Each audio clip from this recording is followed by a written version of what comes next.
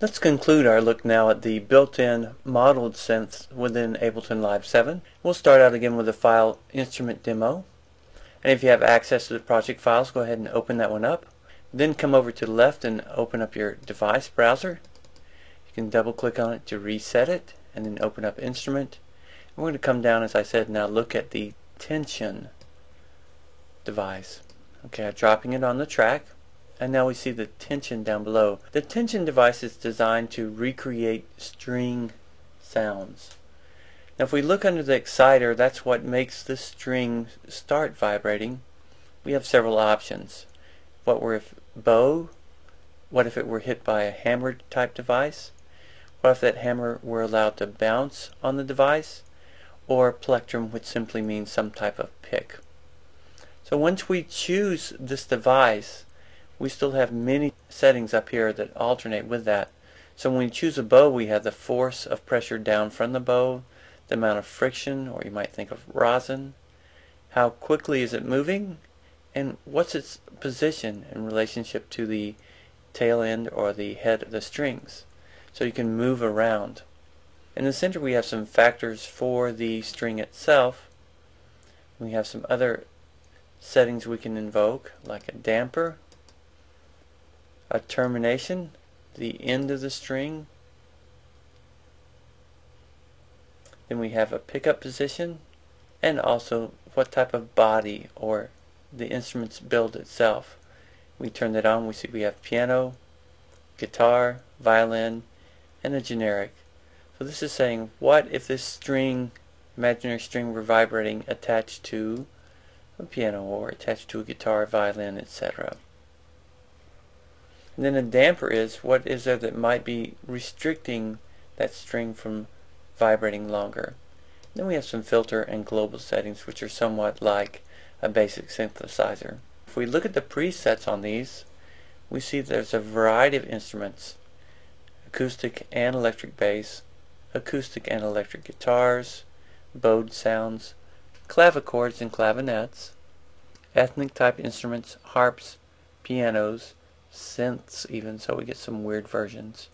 Let's go to the bowed ones right away and check out the cello. I'll double click here. Now one of the great things about modeled sounds in general is that they tend to not get into a settled state repeating itself over and over as it vibrates. This sounds more realistic. Let's hear this one. Now we hear that does settle in. Let's add in a little color.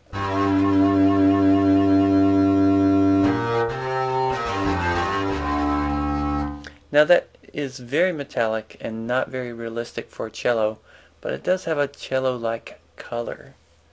So we can use this sound layered in with other cellos to add a certain quality to a layer, and that's what you'll find out about a lot of these string type sounds.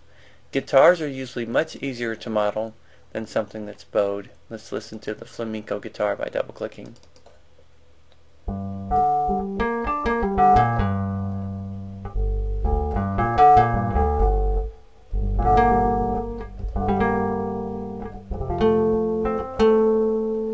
Now the flamenco guitar uses a nylon string.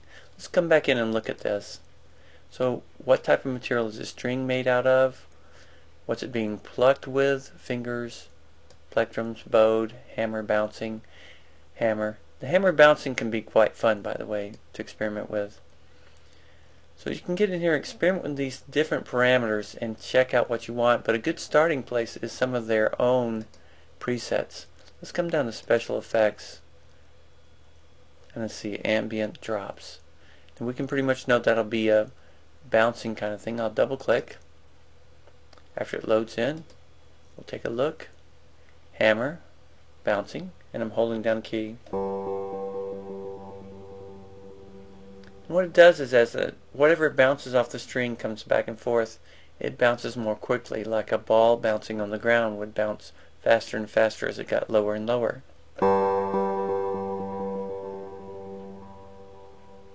So here we have some mass settings. How stiff is the hammer that's bouncing on it?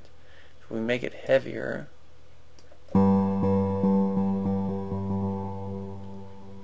and stiffer on the string where it's bouncing,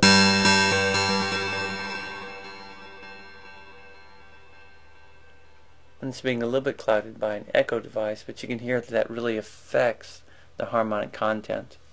So this is quite a setup. We also have a pickup position if you want it, and again the body. Okay, that's a quick look at the basics inside Tension.